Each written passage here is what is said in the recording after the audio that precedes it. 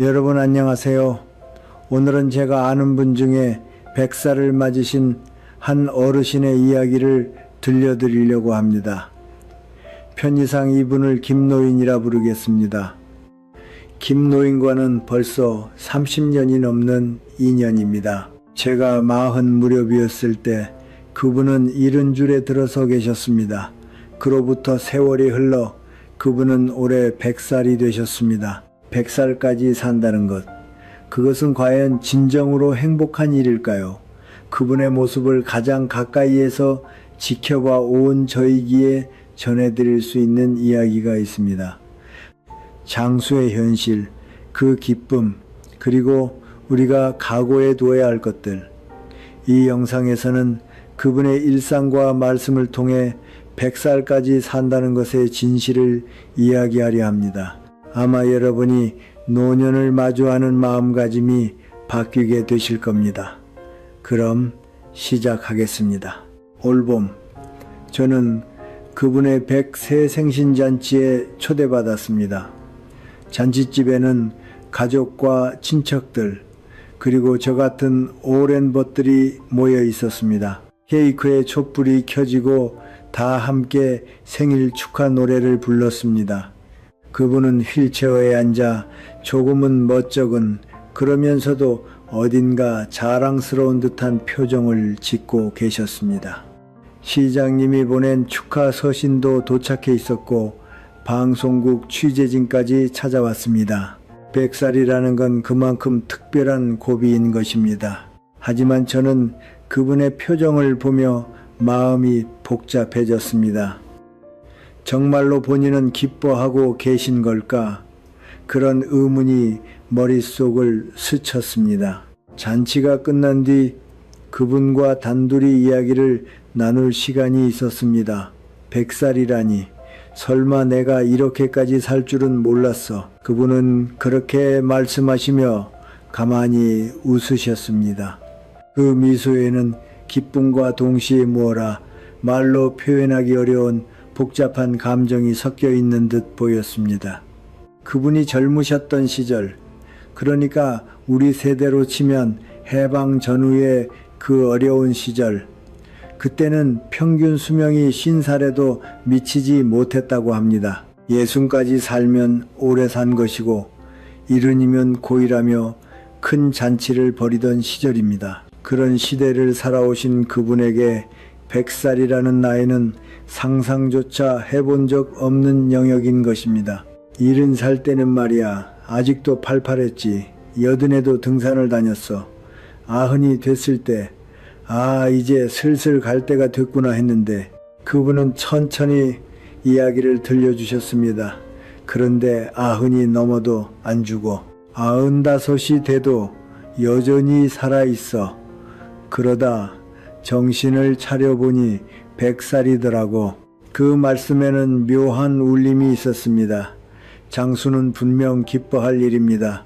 하지만 그분의 말씀에서는 단순한 기쁨만이 아닌 무언가 다른 감정이 전해져 왔습니다. 저는 그분께 여쭤보았습니다. 100살까지 사시니 행복하십니까? 그분은 잠시 생각하시더니 이렇게 답하셨습니다. 행복하냐고 물으면 그게 참 어려워. 기쁜 일도 있지. 하지만 솔직히 말하면 괴로운 일이 더 많을지도 몰라. 그 말씀은 제 가슴 깊이 밝혔습니다. 100살이라는 고비를 축하하는 화려한 잔치집, 그 이면에서 정작 본인이 느끼고 있는 속마음, 그것은 우리 60대, 70대의 사람들이 앞으로 마주하게 될지도 모르는 현실이기도 한 것입니다. 그분은 말씀을 이어가셨습니다. 다들 축하한다고 말해줘. 그건 고맙지. 하지만 100살까지 산다는 게 어떤 건지 정말로 아는 사람은 드물 거야. 저는 그날 그분의 말씀을 가슴에 새겼습니다. 그리고 이 진실을 저처럼 노년을 고민하는 여러분과 나누고 싶다고 생각하게 되었습니다. 100살까지 산다는 것, 그것은 세상이 전하는 경사스러운 장수라는 말만으로는 다 담을 수 없는 깊은 현실이 있는 것입니다. 주위 사람들은 100살이라는 숫자에 놀라며 찬사를 보냅니다. 하지만 그분 본인의 마음은 훨씬 더 복잡했습니다. 옛 친구는 이제 아무도 없어. 동창도, 회사 동료도, 동네 친구들도 다 먼저 가버렸지. 그분은 조용히 말씀하셨습니다. 100살까지 산다는 건 소중한 사람들을 계속 떠나보낸다는 뜻이기도 해. 그 말씀에는 오래 산다는 것에 외로움이 배어 있었습니다. 생신잔치에서는 증손주들이 할아버지 대단하시다 하며 눈을 반짝이고 있었습니다. 그분은 그 아이들을 향해 다정하게 미소 지으셨습니다. 하지만 그 미소 너머로 저에게는 또 다른 감정이 보였습니다. 그것은 이 아이들에게 자신이 얼마나 먼 존재가 되어버렸는가 하는 쓸쓸함이었습니다. 그분의 자녀들은 70줄입니다. 손주들은 40대에서 50대, 증손주들은 10대에서 20대, 4대가 한자리에 마주하는 광경은 분명 흐뭇한 것이었습니다. 하지만 그분과 같은 시대를 살아온 사람은 이제 그 자리에 없는 것입니다. 젊은 사람들과는 말이 안 통해 당연한 거지만 그분은 조금 쓸쓸하게 웃으셨습니다. 그들이 관심 있어 하는 것도 그들의 고민도 이제 나는 이해를 못해. 내가 들려주는 옛날 이야기도 그들에게는 와닿지 않고 100살까지 산다는 것은 시대로부터 뒤처진다는 뜻이기도 한 것입니다. 기술의 발전, 사회의 변화, 가치관의 전환, 그 모든 것이 그분의 이해를 넘어서는 속도로 흘러가고 있었습니다. 스마트폰이라는 것도 나는 못 써. 텔레비전 리모컨조차 버튼이 너무 많아서 헷갈려. 그분의 말씀은 100살까지 산다는 것의 현실을 여실히 보여주고 있었습니다. 하지만 그분은 결코 비관적인 분이 아니십니다. 그래도 살아있다는 건 감사한 일이라고 생각해. 아침에 눈을 떠서 오늘도 살아있구나 하고 느낄 수 있어. 그것만으로 충분할지도 몰라. 그 말씀에는 긴 인생을 살아낸 사람의 깊은 경지가 느껴졌습니다. 100세 생신잔치, 그것은 화려하면서도 동시에 오래 산다는 것의 복잡한 현실을 저에게 가르쳐준 일이기도 했습니다. 그분의 100살이라는 나이는 단순한 숫자가 아닙니다. 거기에는 기쁨도 슬픔도 외로움도 감사도 그 모든 것이 뒤섞인 인생의 집약이 담겨 있는 것입니다. 그리고 그분의 모습은 우리 60대, 70대의 사람들에게 앞으로 걸어가게 될지도 모르는 길을 보여주고 있는 것입니다. 100살까지 살고 싶으십니까? 아니면 그렇게까지는 살고 싶지 않으십니까? 그분의 이야기를 듣고 저 자신도 그 대답을 쉽게 내릴 수 없게 되었습니다. 하지만 한 가지만은 분명합니다. 그것은 오래 산다는 것의 현실을 알아두는 일의 소중함입니다. 이상만이 아니라 현실도 안다. 그것이 앞으로의 인생을 풍요롭게 살아가기 위한 첫걸음인 것입니다. 그분을 처음 알게 된 것은 제가 40줄, 그분이 70줄이던 무렵이었습니다. 그 시절에 그분은 정말로 정정하셨습니다. 매일 아침 산책을 나가시고 일주일에 2번은 골프 연습장에 다니셨으며 지역 노인회 회장도 맡고 계셨습니다. 이른쯤은 아직 한창이야. 그 시절 그분은 곧잘 그렇게 말씀하셨습니다. 저도 그분 같은 일흔을 맡고 싶다고 생각했습니다. 80에 접어들자 조금씩 변화가 보이기 시작했습니다.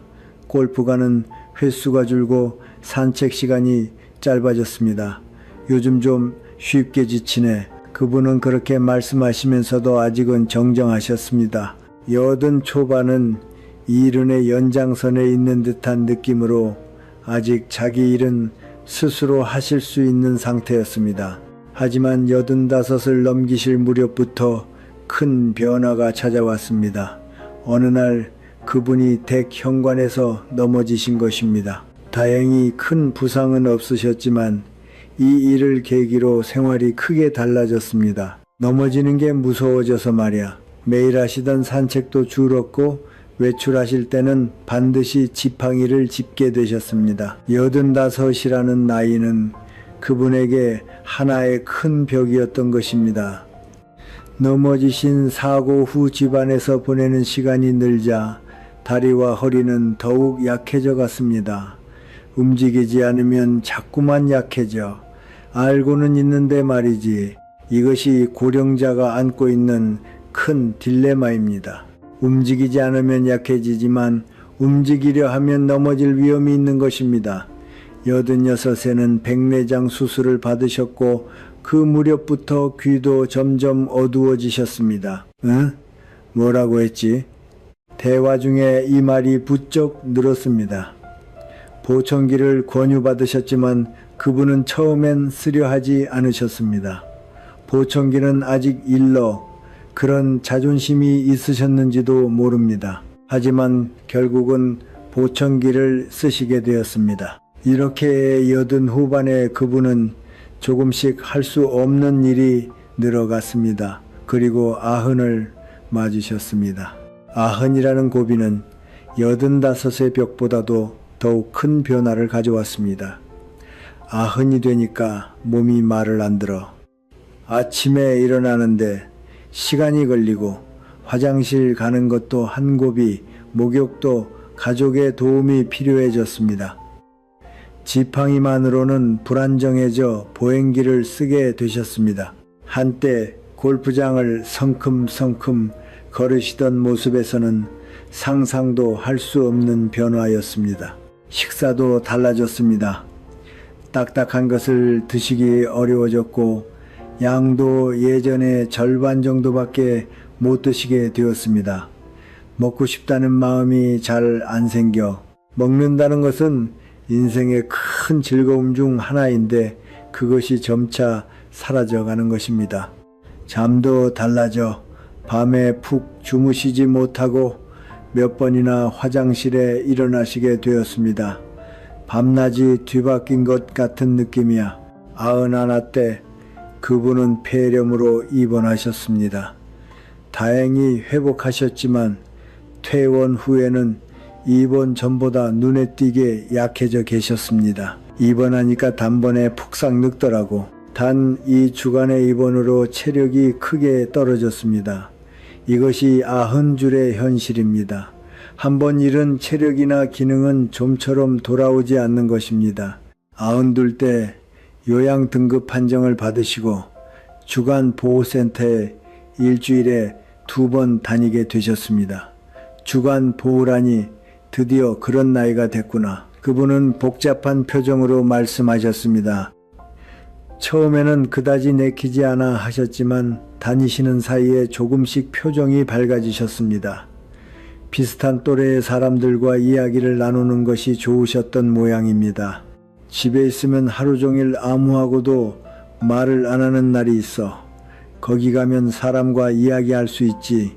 그것만으로도 갈 가치가 있어. 고독의 해소라는 또 하나의 소중한 의미가 있었던 것입니다. 93, 94 나이를 거듭할수록 그분의 세계는 조금씩 좁아져 갔습니다. 외출할 기회는 더욱 줄었고 만나는 사람도 가족과 요양보호사, 주간보호센터의 직원들이 되었습니다. 세계가 좁아지는 게 느껴져 한때 일로 전국을 누비시던 그분의 세계가 이제는 집과 센터를 오가는 것만 남게 되었습니다. 하지만 그분은 그것을 받아들이고 계셨습니다. 이게 나이를 먹는다는 거겠지. 체념이 아니었습니다. 95 때 그분의 아내가 세상을 떠났습니다. 사모님은 93이셨습니다. 오랜 세월 함께한 반려를 잃은 그분의 슬픔은 헤아릴 수 없는 것이었습니다. 함께 걸어온 인생이었는데 이제부터는 혼자야. 그분의 목소리는 떨리고 있었습니다. 그 존재가 사라진 뒤 그분은 갑자기 폭삭 늙으신 것처럼 보였습니다. 90줄의 반려를 잃는다는 것의 무게를 저는 그분을 통해 알게 되었습니다. 하지만 그분에게는 자녀들이 있었습니다. 손주들도 있었습니다. 가족이 있어줘서 고맙지. 그분은 몇 번이나 그렇게 말씀하셨습니다. 96, 97, 98 나이를 거듭할수록 몸은 더욱 약해져 갔습니다. 하지만 그분은 살아 계셨습니다. 어째서 나는 이렇게 오래 사는 걸까? 그분은 때때로 그렇게 중얼거리셨습니다. 살아있다는 것에 대한 감사와 동시에 어째서 아직 살아있는가 하는 의문. 90 후반이라는 나이는 그런 물음을 품게 되는 나이인지도 모릅니다. 그리고 99, 그분은 마침내 100살을 코앞에 두셨습니다. 설마 100살까지 살 줄이야. 그분은 신기하다는 듯 웃으셨습니다. 80에서 90으로의 변화, 그것은 단순한 숫자의 변화가 아닙니다. 할 수 있는 일이 줄고 세계가 좁아지고 고독이 깊어진다. 그런 현실이 있었습니다. 하지만 그분은 그래도 살아 계셨습니다. 가족의 부축을 받고 센터 직원의 도움을 받으며 하루하루를 소중히 보내고 계셨습니다. 80에서 90으로의 변화를 지켜본 저는 늙는다는 것의 현실을 배웠습니다. 그것은 가혹한 현실이지만 그것을 받아들이고 그 안에서 살아가는 방법도 있는 것입니다. 그분의 모습은 그 사실을 가르쳐 주고 있습니다. 100살을 맞으신 그분의 하루는 어떤 모습일까요? 저는 몇 번인가 그분의 댁을 찾아가 그 일상을 보았습니다. 그분의 아침은 오전 6시 무렵에 눈을 뜨는 것으로 시작됩니다.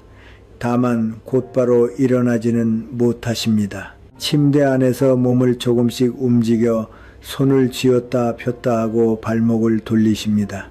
몸이 굳어 있어 갑자기 움직이면 위험하기 때문입니다. 10분쯤 걸려 몸을 푼 뒤 침대 가장자리에 앉아 또 잠시 쉬십니다. 침대 옆 손잡이를 붙들고 천천히 일어서십니다. 젊은 사람이라면 몇 초면 끝날 일이 그분에게는 몇 분이 걸립니다. 서두르면 넘어질 위험이 커지기에 모든 동작이 신중합니다. 화장실에 가는 것도 한 가지 일거리라 보행기를 써서 천천히 이동하십니다. 침실에서 화장실까지 고작 5m 남짓한 거리지만 그분에게는 먼 여정입니다. 오전 7시 요양보호사가 도착합니다. 그분은 주칠일 아침과 저녁에 요양보호사의 도움을 받으십니다. 옷 갈아입기, 세수, 양치질 모두에 도움이 필요합니다. 단추를 채우는 것도, 수도꼭지를 트는 것도, 칫솔을 쥐는 것도 손가락이 마음처럼 움직이지 않기 때문입니다. 오전 8시 아침 식사 시간입니다. 아드님 내외와 함께 사시는 그분은 며느님이 차려준 식사를 드십니다.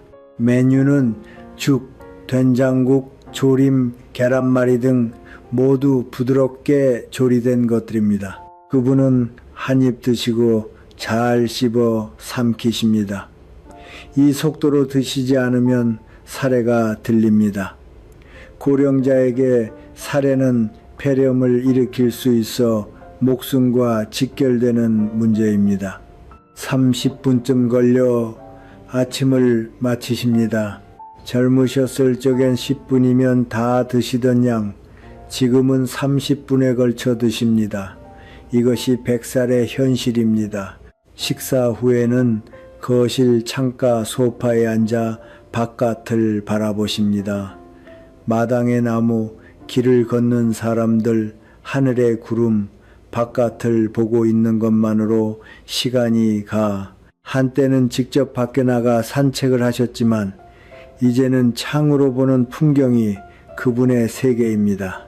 9시 무렵 방문 간호사가 와서 혈압, 체온, 건강 상태를 확인합니다. 오늘은 컨디션이 좋으시네요. 간호사와의 대화도 그분에게는 소중한 시간입니다. 가족 외의 사람과 이야기할 기회는 한정되어 있기 때문입니다. 간호사가 돌아간 뒤 그분은 또 창가 소파에 앉아 이따금 꾸벅꾸벅 조십니다. 밤에 잘 못 주무시기에 낮에 졸음이 오는 것입니다. 낮 12시 점심입니다. 부드러운 칼국수나 푹 끓인 함박 스테이크 같은 것을 이 역시 천천히 시간을 들여 드십니다.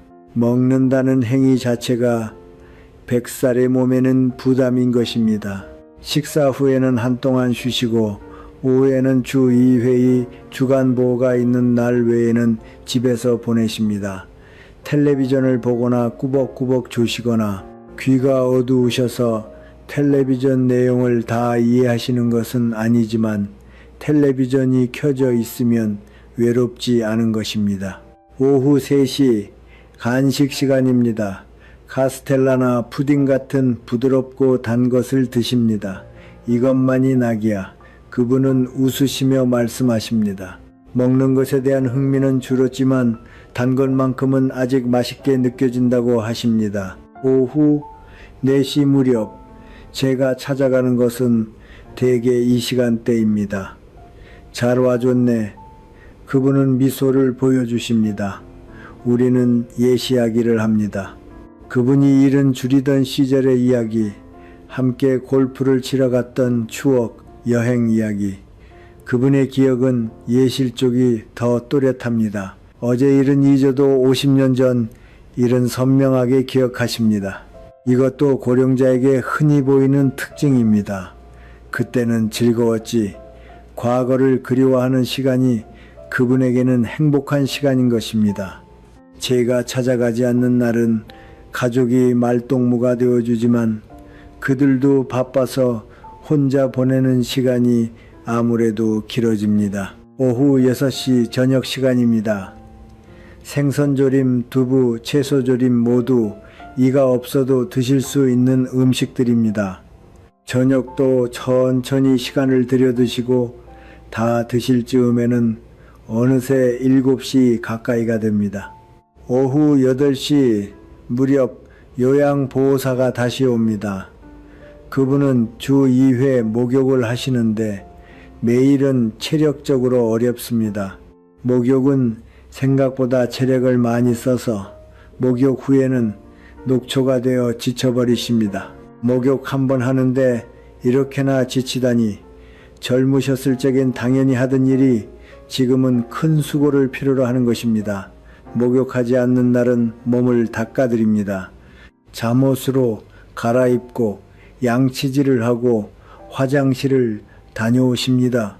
모두 요양보호사의 도움을 받으면서입니다. 오후 8시 반 침대에 드십니다. 누우면 마음이 놓여 오늘도 하루가 끝났구나. 그분은 그렇게 중얼거리시지만 곧바로 잠들지는 못하십니다. 몸은 지쳐 있는데 잠은 얕은 것입니다. 한밤중에 몇 번이나 잠에서 깨 화장실에 일어나실 때는 아드님이 곁에서 부축해 주십니다. 한밤중에 화장실은 특히 넘어질 위험이 크기 때문입니다. 이렇게 그분의 하루가 끝납니다. 일어나서부터 잠들 때까지 모든 행동에 시간이 걸리고 모든 행동에 누군가의 도움이 필요합니다. 혼자서 할 수 있는 일은 거의 없습니다. 이것이 100살의 일상인 것입니다. 그분께 하루 중 가장 괴로운 것이 무엇이냐고 여쭤본 적이 있습니다. 그분은 잠시 생각하시더니 이렇게 답하셨습니다. 아무것도 못하는 내 자신이 괴로워. 스스로 옷도 못 갈아입어. 스스로 밥도 제대로 못 먹어. 스스로 화장실도 못 가. 전부 남의 손을 빌려야 해. 그 무력감이 가장 괴로우시다고 합니다. 하지만 그분은 말씀하셨습니다. 그래도 그렇기 때문에 감사하는 마음을 가질 수 있어. 요양보호사에 대한 감사, 가족에 대한 감사, 떠받쳐주는 모든 사람에 대한 감사, 그것이 그분의 마음을 떠받치고 있는 것입니다. 할 수 있는 일은 적어졌어. 하지만 아직 스스로 먹을 수는 있어.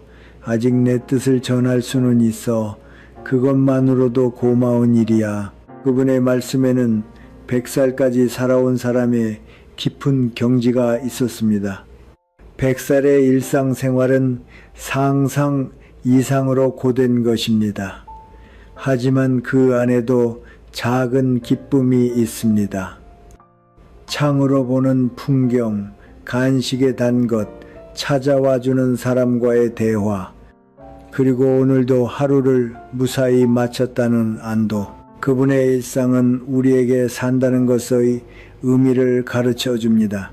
할 수 있는 일이 줄어도 사는 가치는 있고 누군가의 도움이 필요해도 살아있다는 것에 감사할 수 있다. 그것이 100살의 그분이 보여주는 인생의 진실인 것입니다. 100살까지 산다는 것은 돈 문제도 피해갈 수 없습니다. 그분의 경제 상황에 대해 말씀해 주실 수 있는 범위에서 여쭤보았습니다. 이것은 많은 분이 궁금해 하시는 대목이라고 생각합니다. 그분은 현역 시절 회사원으로 일하셨습니다.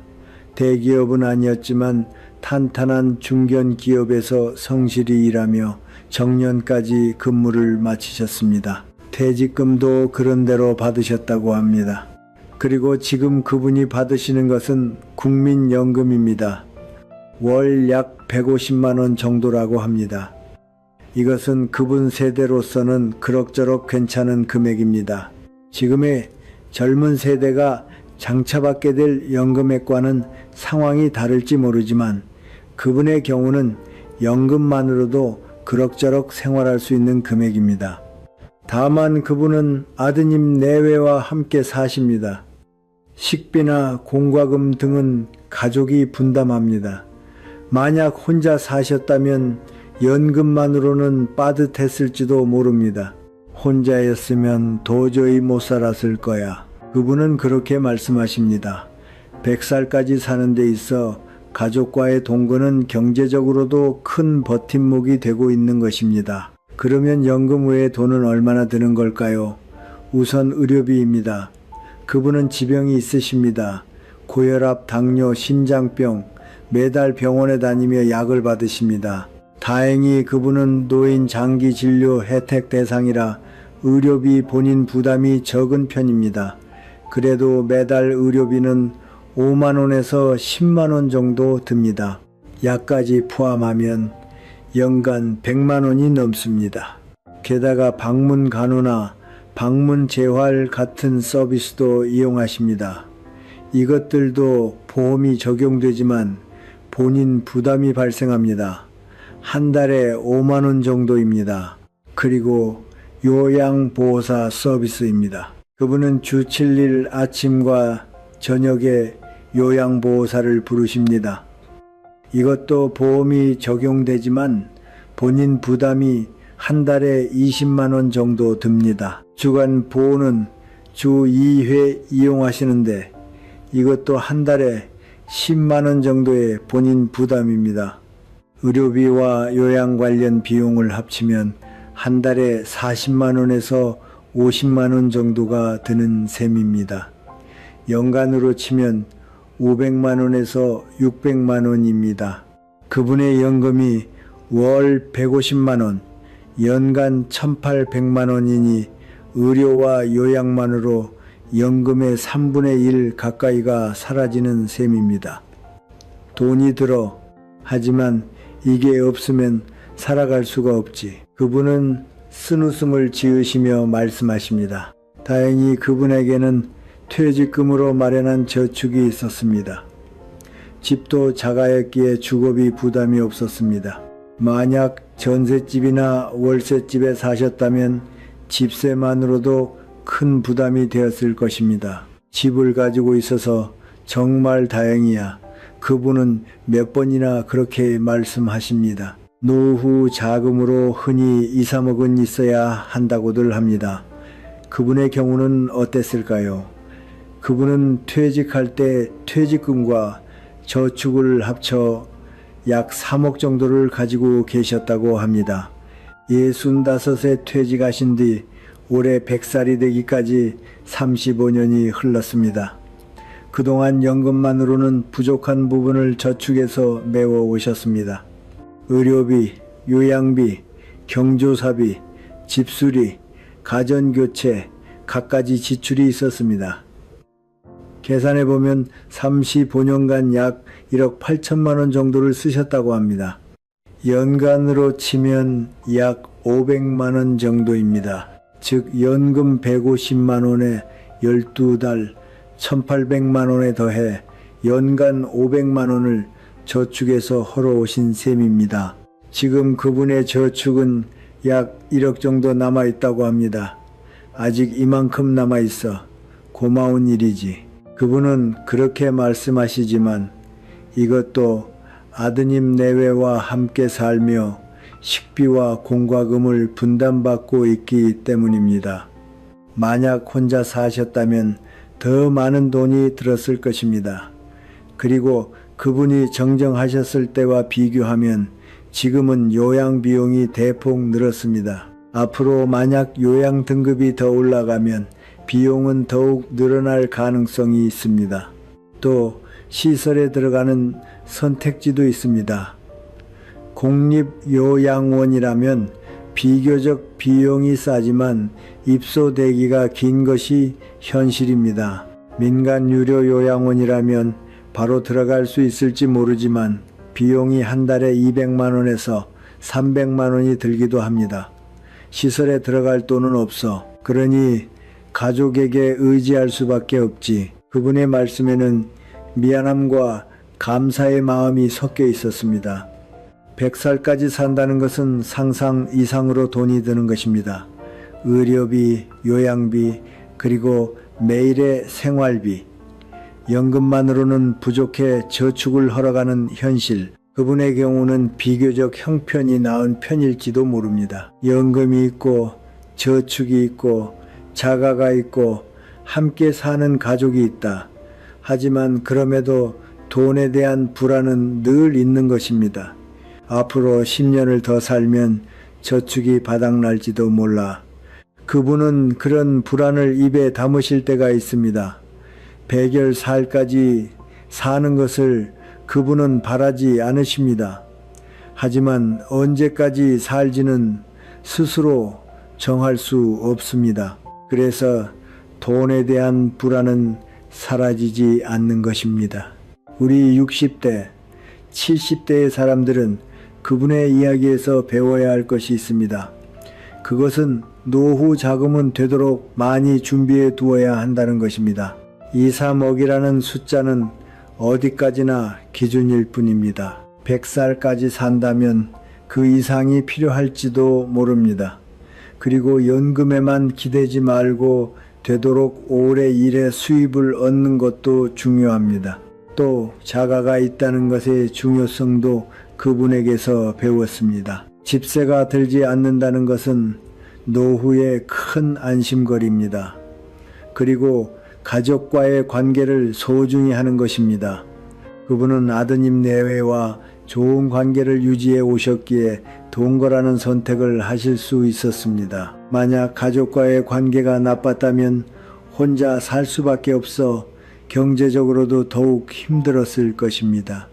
돈의 현실은 가혹합니다. 하지만 준비하기에 따라 어떻게든 되는 부분도 있습니다. 그분의 경험은 우리에게 노후 자금 계획의 소중함을 가르쳐 줍니다. 100살까지 산다는 것을 남의 일이 아니라 내 일로 생각한다. 그리고 지금부터 준비를 시작한다. 그것이 안심하고 오래 살기 위한 첫걸음인 것입니다. 100살까지 산다는 것은 많은 사람과의 이별을 경험한다는 뜻이기도 합니다. 그분의 인간관계 변화에 대해 이야기하겠습니다. 그분이 일은 줄이던 무렵 주위에는 많은 벗이 있었습니다. 동창, 회사, 동료, 취미, 동호회, 친구들, 동네 지인들, 함께 골프를 치러 가고 여행을 가고 식사를 하고 그분의 생활은 사람들과의 교류로 넘쳐났습니다. 그때는 매일 누군가를 만났지. 그분은 그리운 듯 말씀하십니다. 하지만 여든에 접어들자 조금씩 변화가 시작되었습니다. 벗 한 사람이 병으로 세상을 떠났습니다. 장례식에 참석한 그분은 큰 충격을 받으셨습니다. 설마 그 친구가 먼저 갈 줄은 몰랐어. 그것이 첫 이별이었습니다. 하지만 그것은 시작에 불과했습니다. 85, 87, 90 나이를 거듭할수록 벗들이 따라 세상을 떠나갔습니다. 동창의 부고가 들려올 때마다 그분은 장례식에 참석하셨습니다.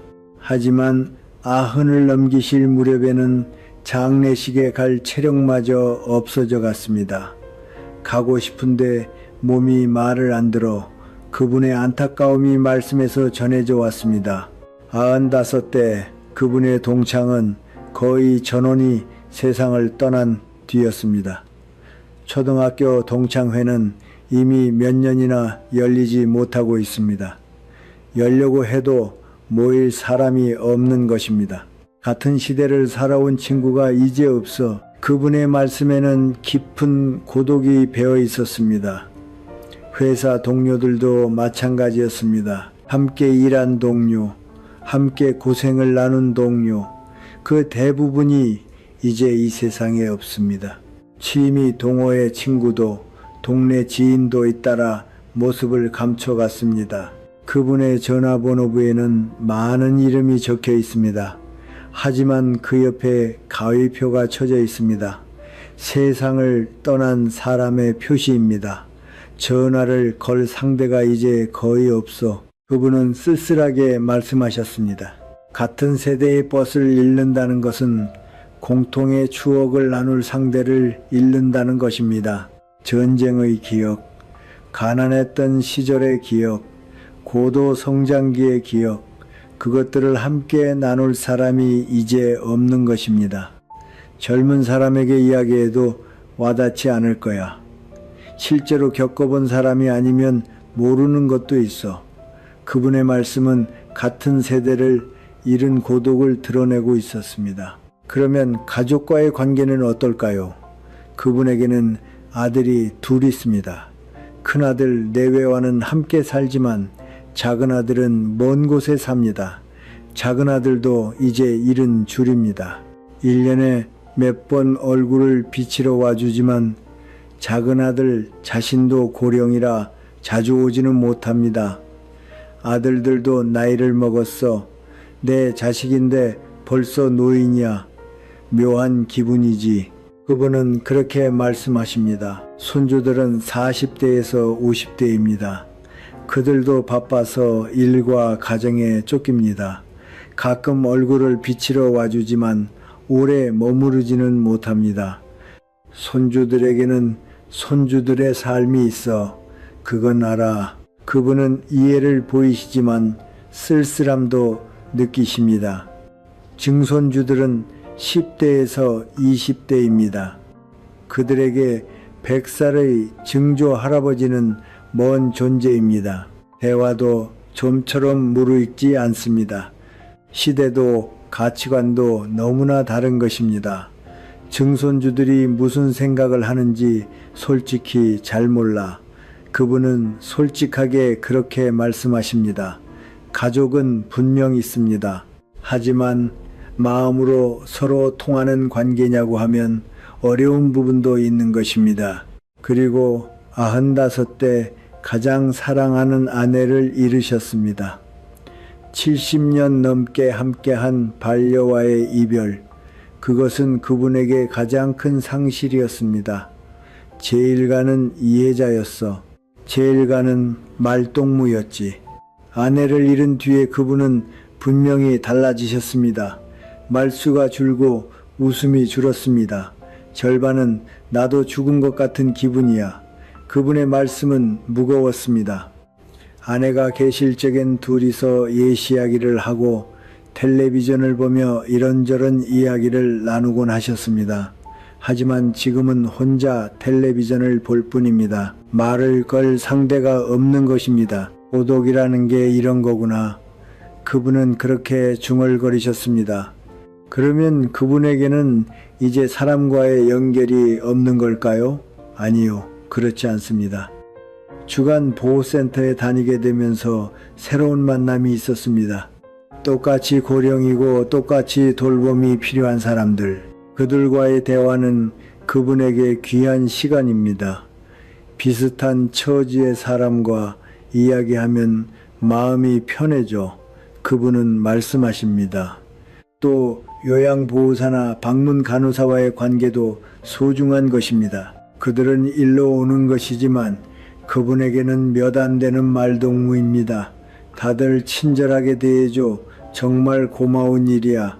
그분은 진심으로 감사하고 계십니다. 그리고 저 같은 오랜 벗이 찾아오는 것도 그분에게는 기쁜 일이라고 하십니다.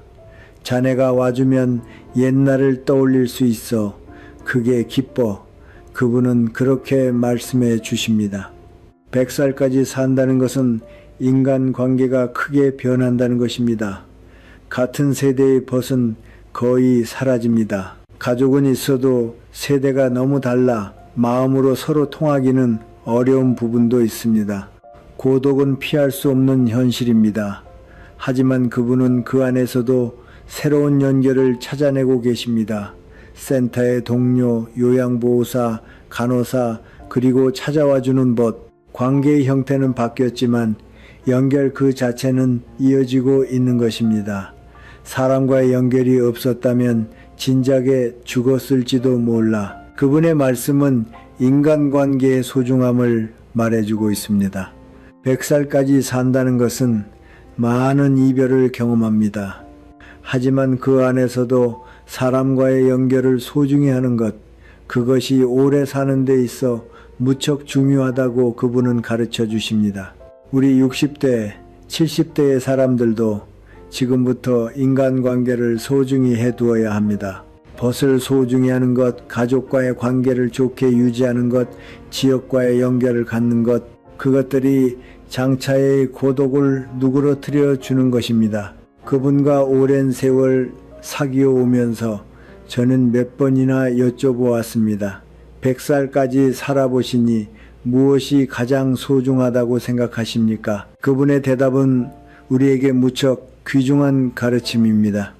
먼저 그분이 강조하시는 것은 건강의 소중함입니다. 젊을 때부터 몸을 아껴뒀더라면 좋았을 걸. 그분은 몇 번이나 그렇게 말씀하십니다. 그분은 젊으셨을 적 일에 몰두하셨습니다. 야근도 많고 수면 시간도 적고 식사도 불규칙했습니다. 그때는 몸이 튼튼하다고 생각했어. 조금 무리해도 괜찮다고 여겼지.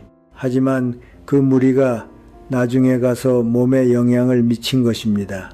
당뇨도 고혈압도 젊은 시절의 생활 습관이 원인의 하나입니다. 더 규칙적인 생활을 했더라면 지금 더 정정했을지도 몰라. 그분의 후회는 우리에 대한 경고이기도 합니다. 특히 그분이 강조하시는 것은 치아의 소중함입니다. 이를 잘 챙겼더라면 좋았을 걸. 이게 가장 큰 후회야. 그분은 지금 자신의 치아가 몇 개밖에 남아있지 않습니다. 젊으셨을 적 치과 가는 것을 귀찮아하며 충치를 방치하셨습니다. 그 결과 잇따라 이를 잃어가신 것입니다. 이가 없으면 먹는 즐거움이 반으로 줄어. 아니, 반 정도가 아니지. 그분의 말씀에는 절실함이 있었습니다. 그리고 운동 습관입니다. 그분은 퇴직 후 골프나 산책을 즐기셨습니다. 하지만 더 젊은 시절부터 꾸준히 운동했더라면 좋았을 거라고 하십니다. 운동 습관은 젊을 때부터 몸에 익혀둬야 해. 나이 들어 시작해도 늦지는 않지만 젊을 때부터 했더라면 분명 달랐을 거야. 다음으로 그분이 소중하다고 하시는 것은 돈의 준비입니다. 노후 자금은 생각보다 훨씬 더 필요해.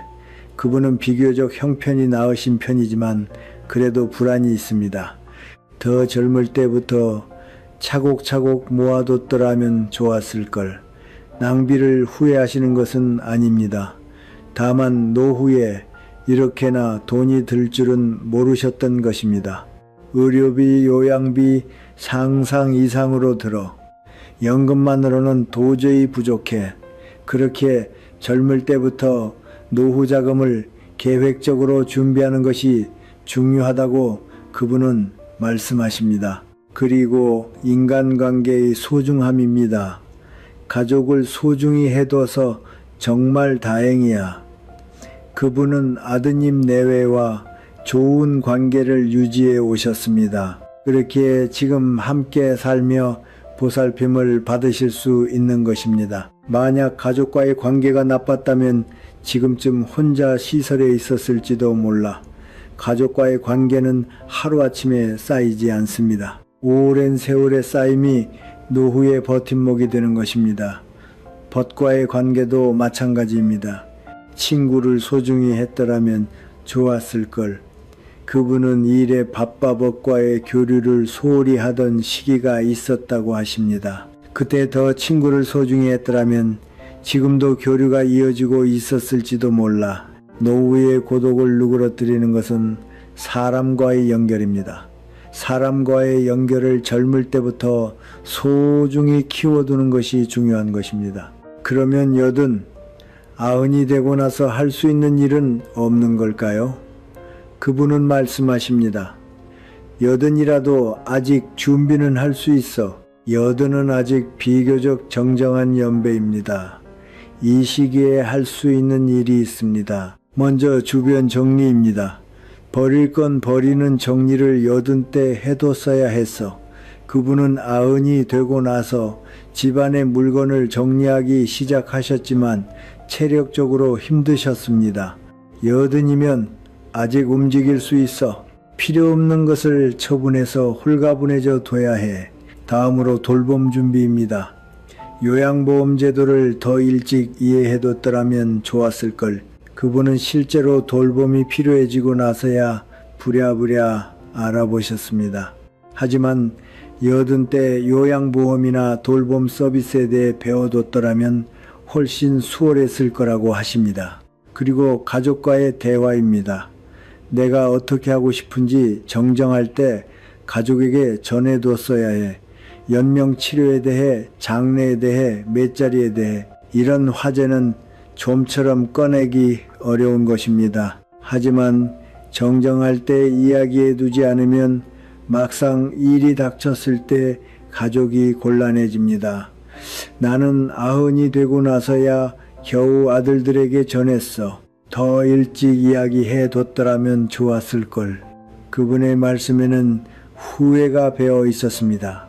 또 취미를 갖는 것도 소중하다고 그분은 말씀하십니다. 취미가 있으면 사는 낙이 생겨. 그분은 지금은 텔레비전 보는 것과 창으로 풍경 바라보는 것 정도밖에 낙이 없습니다. 더 여러 가지 취미를 가져뒀더라면 지금도 즐길 수 있었을지도 몰라. 몸이 움직이지 않게 되어도 즐길 수 있는 취미를 정정할 때부터 찾아둔다. 그것도 오래 사는 데 있어서의 지혜입니다. 그리고 그분이 마지막으로 들려주신 것은 사는 의미에 대해서였습니다. 오래 사는 게 행복한 건지 솔직히 모르겠어. 그분의 말씀은 솔직했습니다. 하지만 살아있으면 작은 행복이 있어. 그것을 찾아내는 게 중요해. 창으로 보이는 풍경, 간식에 단 것, 가족의 미소, 찾아와 주는 것, 큰 기쁨은 없을지도 모릅니다. 하지만 작은 행복은 매일 있는 것입니다. 그것을 찾아낼 수 있느냐 없느냐가 오래 사는 것을 행복하게 만드느냐 마느냐의 갈림길이라고 생각해. 그분의 말씀은 깊은 경지를 느끼게 하는 것이었습니다. 100살까지 살아보고서야 알게 된 것.